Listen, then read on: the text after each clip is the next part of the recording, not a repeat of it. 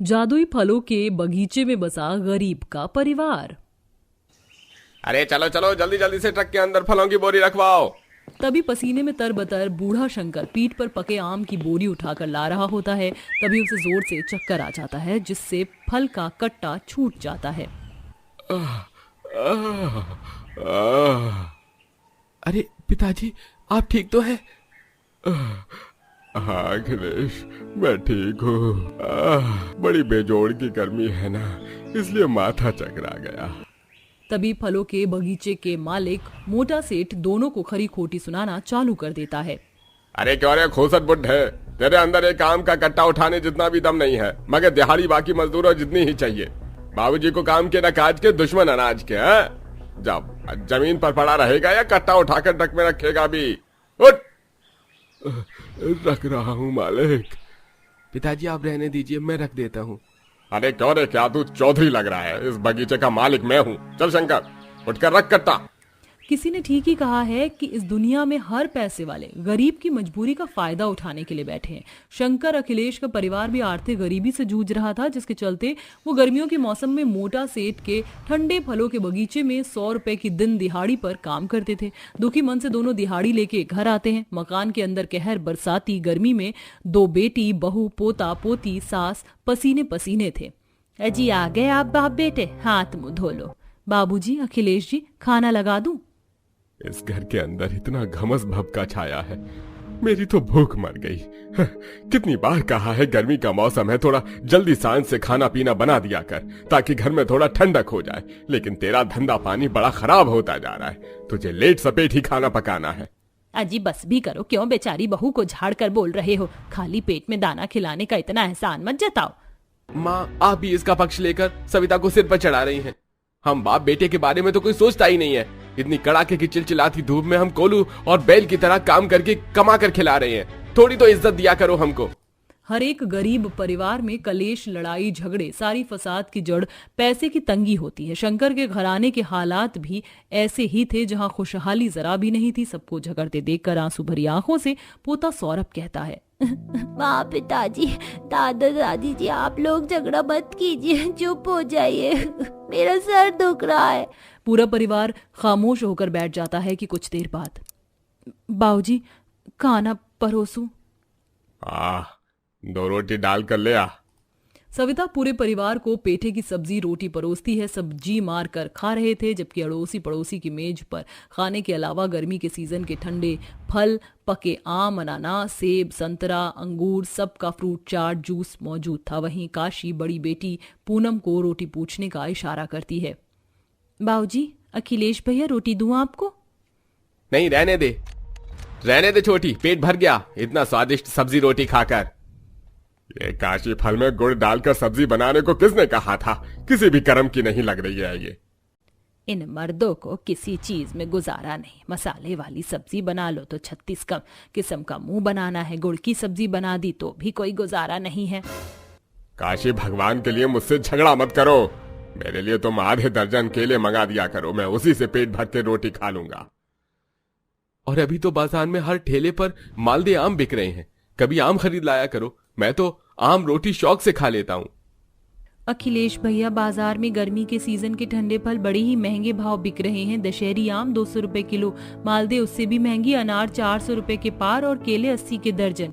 फलों का इतना महंगा रेट सुनकर दोनों बाप बेटे का कलेजा मुंह को आ जाता है। हे भगवान, इन फल वालों ने लूट मचा दी है। अब इतनी बेजोड़ की गर्मी भी तो पड़ रही है कि ज्यादातर फल बागवानी में ही झुलस जा रहे हैं, तो फल तो महंगे बिकेंगे। हम जैसे गरीब परिवार के नसीब में ही फल खाना नहीं लिखा, बस रोटी भात खाकर गुजारा लिखा है। इसी तरह बेचारे गरीब परिवार वालों का गर्मी के मौसम में रूखा सूखा खाकर गुजर चल रहा था। वहीं मोटा सेठ फलों के बगीचे में गद्दी वाली कुर्सी पर फल खा रहा था। आज तो मस्त मजा आ गया फल खाकर। ये नारंगी कितना रस भरा है, और ये अंगूर चाशनी जितने मीठे हैं, वाह भाई वाह। तभी कड़कड़ाती गर्मी में एक कमजोर बुढ़िया, जिसका कुबड़ निकला था, वो आती है। सेठ, ओ सेठ, एक आधा फल दे दो, बहुत भूख लगी है, भगवान तुम्हारे बगीचे में बरकत देगा।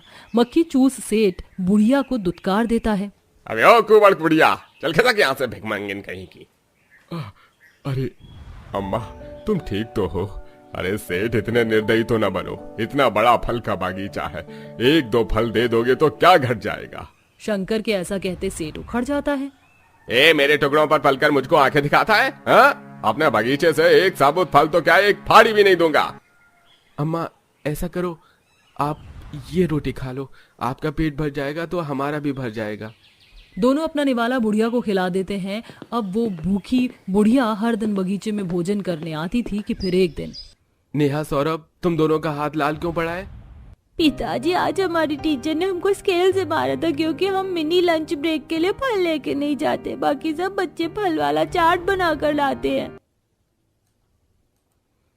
पिताजी, टीचर ने कहा है अगर हम कल अपने टिफिन में फल लेकर नहीं गए तो वो हमें मुर्गा बनाकर धूप में खड़ा कर देंगे। मुझे स्कूल नहीं जाना।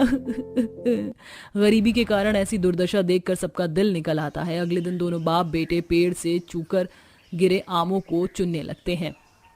अखिलेश, देखिए आम और अमरूद तो गिरकर चिपक गए हैं, इसे घर ले चलते हैं। वैसे भी पिताजी, ये सेठ के काम के नहीं है। दोनों फल को भरने लगते हैं, तभी सेठ धमक जाता है। मैंने कभी सपने में भी नहीं सोचा था कि तुम दोनों बाप बेटे इतने नमक हराम निकलोगे। अरे जिस थाली में खाते हो उसी में छेद करते हो। निकल जाओ यहाँ से और आज के बाद काम पर मत आना। पर सेठ, हमारी बात तो सुनो। दोनों मुंह लटकाकर घर आते हैं, जहाँ पूरा परिवार मकान के बाहर धूप में खड़े उनकी प्रतीक्षा कर रहे थे। तुम सब इतनी धूप में बाहर क्यों खड़े हो? हाजी, पिछले 2 महीने का किराया न भरने के चक्कर में मकानदार ने घर खाली करवा लिया। सारी मुसीबत एक साथ आनी थी। हमें भी मोटा सेठ ने काम से निकाल दिया है और हमारी तनख्वाह भी मार ली। जेब में एक फूटी कौड़ी नहीं है, कहाँ लेके जाए तुम्हें? बेचारा गरीब परिवार भीषण गर्मी में दर दर भटकने लगता है। तभी सब लोग ठंडा बाजार से गुजरते हैं, जहाँ ठंडे फलों की चाट, आम रस, फलों का शेक बिक रहा था। पिताजी, मुझे मौसमी का जूस पीना है, पिला दो ना। बेटा, पिताजी के पास पैसे नहीं। आंखों में आंसू और पैरों में छाले लिए सब एक अनोखे से फल वाले बागवानी में आते हैं। अरे क्षमा कीजिए, लेकिन केवल 1 लाख में मैं अपने बगीचे को नहीं बेच सकता। बड़ा घाटा खाना पड़ेगा। ठीक है भाई, तुम्हारी मर्जी, चलता हूँ मैं। बगीचे के मालिक को चिंता में देख पूरा परिवार वहां आता है। भाई साहब, क्या बात है, आप बड़े परेशान दिखाई दे रहे हैं। अरे दरअसल मैं इस फल के बगीचे को बेचने के लिए शहर से आया था। जो इस बागवानी की रखवाली और सिंचाई करता था वो भी शहर बस गया और मैं बार बार आ और जा तो नहीं सकता हूँ। बीच मझधार में फंस गया हूँ। साहब, आप कहें तो मैं और मेरा परिवार इस फल की बाड़ी की देखरेख कर लेंगे। मालिक बागवान गरीब परिवार को सौंप कर चला जाता है। सारे पेड़ फल देने वाले थे, लेकिन सब पर कीड़े लगे थे, काने फल उगते थे। तभी एक दिन पेड़ से अंगूर का गुच्छा टूट कर गिरता है, जिसे पूरा परिवार खाने लगा था। तभी वही कुबड़ी आती है। अरे, तुम इस बगीचे में बस गए, थोड़े फल खिला दो, भूख लगी है। क्यों नहीं अम्मा, इसे आप खा लीजिए, मैं आपको चुनकर देती हूँ, क्योंकि इसमें काने अंगूर भी हैं। अतः गरीबी में भी सविता आदर भाव से उन्हें फल चुनकर खिलाती है। तभी बुढ़िया देवी बन जाती है। काशी, सविता, अथाह गरीबी में भी तुम्हारे घराने ने ईमान नहीं खोया, बल्कि भूखे का पेट भरा। मांगो जो भी मनोरथ हो तुम्हारी। तभी टुकुर टुकुर देखते हुए सौरभ कहता है, धरती माता, हमारे पास रहने के लिए पक्का घर नहीं है। क्या आप हमको एक फल वाला घर दोगी जिसमें रसीले रसीले फल लगे हो और जो सबसे सुंदर हो, जैसे कार्टून में होता है? अवश्य पुत्र। धरती माता की दाहिनी भुजा से एक सुनहरी रोशनी निकलती है, जो कि पूरे फल के पेड़ों पर पड़ती है। देखते देखते सारे काने फल चमकदार रसीले ताजा फल में बदल जाते हैं और एक विशाल जादुई भिन्न भिन्न प्रकार के फलों वाला घर आ जाता है, जिसे देख गरीब परिवार वाले फूले नहीं समाते। मैं खुली आंखों से कोई ख्वाब तो नहीं देख रही, कहीं पलक झपकते ही ये ख्वाब टूट ना जाए। काशी, मैं तुम्हारे परिवार और तुम्हारे आने वाली 3 पुश्तों को ये वरदान देती हूँ कि तुम इस फलों के जादुई बगीचे में फूलोगे, फलोगे और बढ़ोगे। तुम्हारे पेड़ों पर 12 मासा फल उगेंगे। इतने के साथ धरती माता गायब हो जाती हैं। काश इस जादुई फल वाले घर की तरह हम सबको पहनने के लिए नए नए कपड़े भी मिल जाते। पूनम जैसे ही इच्छा करती है, पलक झपकते पूरे परिवार के फटे जूते कपड़े जादुई फल वाले खूबसूरत कपड़ों में बदल जाते हैं। खाना मांगने पर सामने लजीज फल वाला खाना आ जाता है। सब खुशी से दावत खाते हैं और दोनों बाप बेटे बाजार में जादुई फलों को सस्ते में बेचते हैं ताकि गरीब परिवार फल खरीद कर खा सके। इस तरह वह गरीब परिवार जादुई फल के बगीचे में बस जाता है। गाइस थोड़ा सा म्यूजिक और लाउड करो। अरे श्रुति, म्यूजिक तेज तो है, कितना तेज करवाएगी? चल दीदी, आज तो हमारा दिन है, ये हमारी कॉलेज फेयरवेल पार्टी है। You are right Shruti. Anyways Divya, चलो चलकर कुछ खा पी लेते हैं। हाँ चलो कुछ खाते हैं, वैसे भी मुझे बहुत भूख लग रही है। दिव्या ऐसे बोलकर उस लड़के के साथ काउंटर पर खाने पीने को आ गई। दिव्या एक MBA स्टूडेंट थी। उसकी आज ग्रेजुएशन कंप्लीट होकर फेयरवेल पार्टी हो रही थी। सभी स्टूडेंट्स मजे ही कर रहे थे। दिव्या भी काउंटर पर फूड एंजॉय कर रही थी कि उसके एक दोस्त ने उसे ड्रिंक ऑफर की। ये लो दिव्या, चीयर्स। आज तो मैं दिव्या से अपने मन की बात कह दूंगा। जब उसे इस ड्रिंक में रिंग मिलेगी तो वो हैरान हो जाएगी। दिव्या का दोस्त उसे पसंद करता था। वो दिव्या की ड्रिंक में रिंग डालकर लाया था। दिव्या ने भी उसे ड्रिंक का गिलास ले लिया कि तभी ये क्या है? इस ड्रिंक से इतनी गंदी सी बदबू क्यों आ रही है? सुनो, मुझे सच सच बताओ कि इस ड्रिंक में क्या है? दिव्या शांत हो जाओ, ये कुछ नहीं है, ये तो बस बियर है। बियर का नाम सुनते ही दिव्या का पारा हाई हो गया। और बियर? तुम्हारी हिम्मत भी कैसे हुई मुझे बियर देने की? तुम चाहते थे कि मैं ये गंदी, ये बवाल पी लूं? तुमने सोचा भी कैसे कि मैं इसे पीऊंगी? अरे दिव्या नहीं, वो मैं तो। आइंदा मुझे अपनी शक्ल मत दिखाना। चल श्रुति, इन शराबियों की पार्टी में हम नहीं रहेंगे। दिव्या अपनी बहन का हाथ पकड़कर गुस्से में दनदनाती हुई अपने घर को लौट आई। घर आकर श्रुति ने देखा कि उसकी माँ दरवाजे से पंडित जी को विदा कर रही थी। माँ, ये पंडित जी यहाँ क्यों आए थे? अरे बेटा, इतनी जल्दी आ गई पार्टी से? कुछ नहीं, बस मैंने पंडित जी को तेरी तस्वीर दिखाई थी ना, तो वो तेरे लिए रिश्ते लाए थे। बोले एक रिश्ता गांव से है और दूसरा रिश्ता अमेरिका से, तो मैंने अमेरिका वाला रिश्ता एक्सेप्ट कर लिया। वाह दीदी, व्हाट अ गुड न्यूज। वैसे दीदी, आपका पारा क्यों चढ़ गया था पार्टी में? मेरा मतलब। चुप कर, वो पार्टी नहीं थी, जहन्नुम था, समझी? मैं नहीं जानती थी कि क्या हुआ है, लेकिन बेटा मैं बता दूं, 2 दिन बाद तुझे विदेश से वो लोग देखने आएंगे, तो तू तैयार रहना। श्रुति की बात सुनकर दिव्या बस मुस्कुरा दी। देखते ही देखते 2 दिन भी बीत गए और वो दिन भी आया जब दिव्या को विदेश से लड़के वाले देखने आए। विदेश से आने की वजह से वो लोग बहुत ज्यादा मॉडर्न थे। होने वाली सास और ससुर मॉडर्न साड़ी और कोट पैंट में थे, तो वहीं होने वाली नंद शॉर्ट ड्रेस और पति महंगे सूट में था। और साथ ही हाथों में पर्स संभाले और आंखों पर गॉगल्स लगाई उन्होंने घर में पांव रखा। आइए जी, बहुत बहुत स्वागत है आपका मेरे घर में, यहाँ बैठ जाइए। कुछ देर तो विमला ने ही बैठकर उन लोगों से बातें की। फिर उसने दिव्या को भी बुला लिया।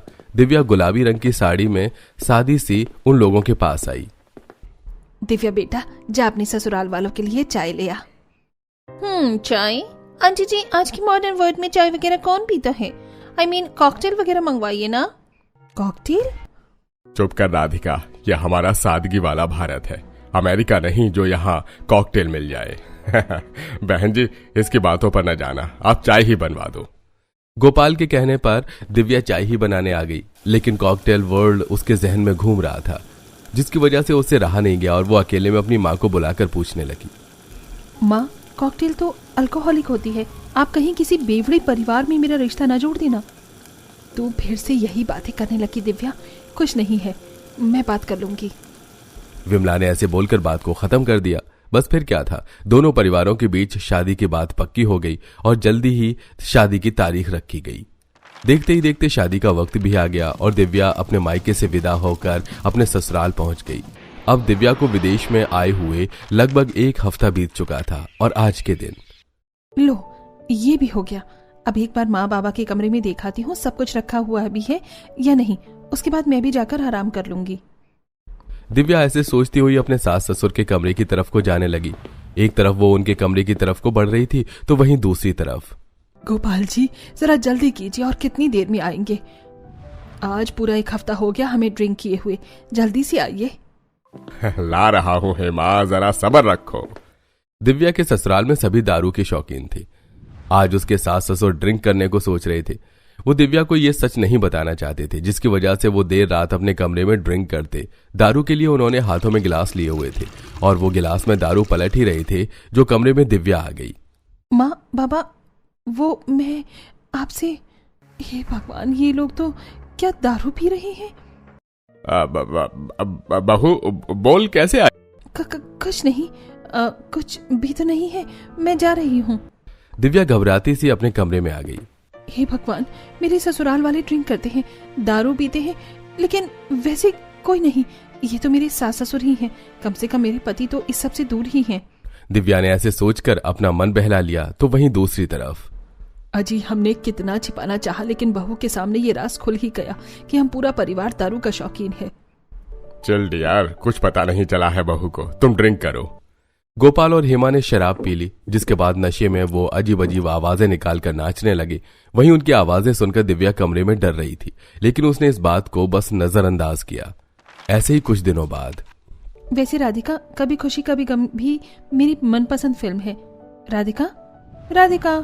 हाँ, भाभी सही कहा। तुम इस तरह से बात क्यों कर रही हो राधिका? तुम ठीक तो हो? हाँ, मैं एकदम ठीक हूँ। हे भगवान, राधिका के मुंह से ये गंदी सी बदबू, ये अपनी बोतल में क्या पी रही है? दिव्या ने ऐसे बोलकर राधिका के पास रखी हुई उसकी बोतल को उठाया और सूंघा। हे भगवान, ये तो दारू है। राधिका भी ड्रिंक करती है? भाभी, तुम भी पियो, अच्छी है। चुप करो राधिका। हे भगवान। राधिका अपने घर के सोफे पर ही नशे में धुत होकर सो गई। दिव्या उसे नशा करता देख हैरान थी, लेकिन अभी भी उसे ऐसा करने की अपने पति से उम्मीद नहीं थी। ऐसे ही सिलसिला जारी था। दिव्या अपने परिवार वालों की नशा करने से वाकिफ थी, लेकिन वो अपने पति ओम को इस सब से दूर ही समझती थी। ऐसे ही आज वो अपने पति का काम से लौटने का इंतजार कर रही थी। कितनी देर हो गई, कब आएंगे ओम जी? हेलो ओम जी, कहाँ हो? काम खत्म नहीं हुआ अभी तक? मैं कब से आपकी राह देख रही हूँ। राधिका, मैं तुम्हें क्या बताऊं? तुम बताओ, क्या तुम रेडी हो? क्यों? अरे वो मेरे फ्रेंड्स और उनकी वाइफ्स, हम सभी साथ ही हैं। बस तुम्हारी कमी है। अगर तुम प्रेजेंटेबल हो तो तुम भी आ जाओ, दिव्या, थोड़ा एंजॉयमेंट हो जाएगा। क्या? जी ठीक है, मैं आ रही हूँ। दिव्या ने ओम से उसका पता पूछा और वो उसकी बताई हुई जगह जाने को निकल गई। एक तरफ वो ओम की तरफ बढ़ रही थी तो दूसरी तरफ ओम अपने दोस्तों में बैठकर ड्रिंक कर रहा था, और उसे ऐसा करते हुए दिव्या ने भी देख लिया। चीयर्स गाइस, और पियो, यही तो जीने के दिन है। ओम जी, आप दारू? अरे दिव्या, तुम दारू? धोखा। ओम जी, आप भी पीते हैं? दिव्या, मेरी बात। चुप रहो, धोखेबाज, बेवड़ी, नशेड़ी। पूरा खानदान नशेड़ी निकला। मुझसे धोखे से शादी की थी ना तुमने? बोलो, धोखेबाज, पियक्कड़ इंसान। दिव्या ऐसे ही ओम पर चढ़ाई करने लगी, जिसकी वजह से ओम के दोस्त उसके ऊपर हंसने लगे। ओम से ये बेइज्जती बर्दाश्त नहीं हुई और उसने दिव्या को शांत करने को उसको इतना तेज थप्पड़ मारा कि वो बेहोश हो गई। Mr. Om, your wife has suffered a severe mental shock, and hence it will take time for her to regain consciousness. By the way, let me tell you, she is going to become a mother. क्या? दिव्या मां बनने वाली है और मैंने उसके साथ ऐसा सलूक किया? So sad. वैसे भाभी दारू से इतना छेड़ती क्यों है? पता नहीं। ओम ने अभी ऐसे बोला ही था कि उसे पीछे से आवाज आई। मैं बताती हूँ कि मेरी बेटी इतना क्यों चिढ़ती है। समदन जी, जरा दामाद जी को फोन देना। विमला हेमा से वीडियो कॉल पर बात कर रही थी। हेमा ने ओम के हाथ में फोन दे दिया और तब विमला ने उसे राज बताया। दामाद जी, मेरी बेटी बड़े नाजुक दौर से गुजरी है। इसके बाबा शराब के धत्ती थे। पता है, हमारा काम कारोबार सब अच्छा था, सब कुछ ठीक ही चल रहा था कि किसी कमबख्त ने दिव्या के बाबा को शराब की लत लगा दी। वो लत पहले तो कम थी, लेकिन वो फिर इतनी बढ़ गई कि अपने हाथों से इसके बाबा ने सब कुछ अपने हाथों से ही खत्म कर डाला। न घर के रहे न घाट के, और माँ बेटियों को मुश्किल वक्त में छोड़कर वो खुद भगवान को प्यारे हो गए। विमला ने दिव्या के दारू से लत के बारे में जब उसके ससुराल वालों को बताया तो उन सभी को एहसास हुआ, लेकिन उससे ज्यादा एहसास ओम को हो रहा था।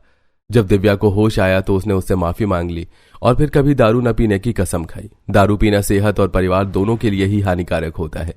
ये लत से शुरू होकर इंसान को लाचारी और मौत तक पहुंचाता है। इसीलिए तो कहते हैं शराब सेहत और घर दोनों को खराब कर देती है। इससे दूर रहना चाहिए।